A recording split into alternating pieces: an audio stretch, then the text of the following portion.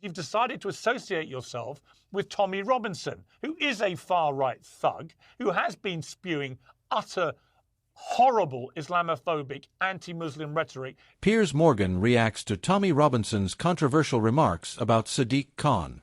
You're not going to believe this one. Because just when it seemed like the debate around London's leadership had settled down, Piers Morgan stepped right into the middle of it, reacting to Tommy Robinson's latest comments about Sadiq Khan in a way that's got everyone talking. It happened live, unfiltered, and you could feel the tension through the screen. Morgan didn't hold back, but what made this moment explode online wasn't just what he said. It was the way he said it. Let's unpack what went down, because this one's got politics, media drama, and pure unpredictability all mixed into a single viral moment. It started after Tommy Robinson, the controversial activist and public figure, made a statement criticizing Sadiq Khan's leadership of London. His remarks spread fast across social media, sparking outrage in some corners and applause in others. And then came Piers Morgan, who decided to address it head-on during his live show on Talk TV. You could tell from the opening seconds that he wasn't going to tiptoe around it. Leaning forward, eyes fixed on camera, he began. Now, I've seen what Tommy Robinson said about Sadiq Khan, and I'll be honest, this is exactly the kind of rhetoric that divides this country when what we actually need is leadership, not finger-pointing. That line alone set the tone. Morgan wasn't defending Khan, but he wasn't defending Robinson either. He was calling out both sides, and that's why the clip took off. He continued, Sadiq Khan has made mistakes, no doubt. Londoners are frustrated about crime, about cost of living, about feeling unsafe.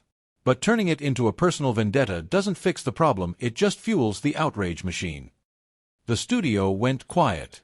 And if you know Piers Morgan, you know this was vintage him: bold, sharp, unapologetically direct. He has this way of turning a political topic into a moral conversation, and that's exactly what he did here.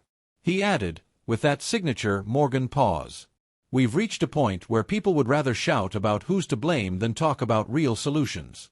Robinson makes noise, Khan defends his record, and the rest of us are left in the middle, tired, frustrated, and unheard." Within minutes, the clip was everywhere. Talk TV uploaded the segment to X, formerly Twitter, and the comment section lit up instantly. One viewer wrote, "Finally, someone says it's straight, both sides have failed Londoners." Another said, "Agree with Piers. This isn't about politics anymore, it's about people feeling abandoned." But, of course, not everyone agreed. Some Robinson supporters accused Morgan of caving to the establishment, while others praised him for bringing balance to an increasingly toxic debate. And here's where things get interesting. This isn't the first time Morgan has gone head-to-head with controversial figures like Robinson. In fact, he's built his reputation on exactly that: challenging people live on air, holding them accountable, and refusing to let conversations spiral into chaos. But this particular reaction stood out. Why? Because for once, Piers wasn't angry, he was calm. Calculated. Almost disappointed. He said, "It's easy to sit behind a camera and shout about what's wrong. But it takes guts to step forward and actually fix it. And frankly, that's something we're missing across British politics right now: leadership." That line hit home. Even critics who rarely agree with Morgan had to admit it struck a chord.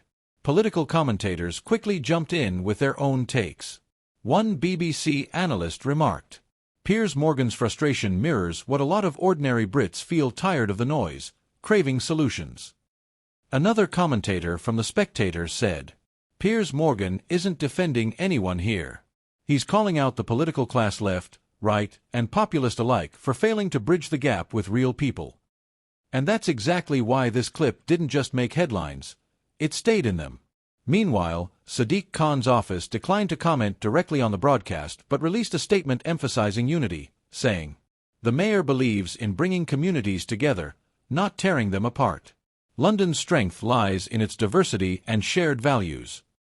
On the other hand, Robinson's supporters were quick to double down online, insisting that his remarks were being taken out of context. They claimed he was raising genuine concerns, not attacking individuals. But once again, Morgan's words became the dividing line, forcing both camps to look in the mirror. So what does this moment really mean? At first glance, it's just another TV debate gone viral. But when you dig deeper, it reflects something much bigger happening in Britain right now. People are exhausted by polarization.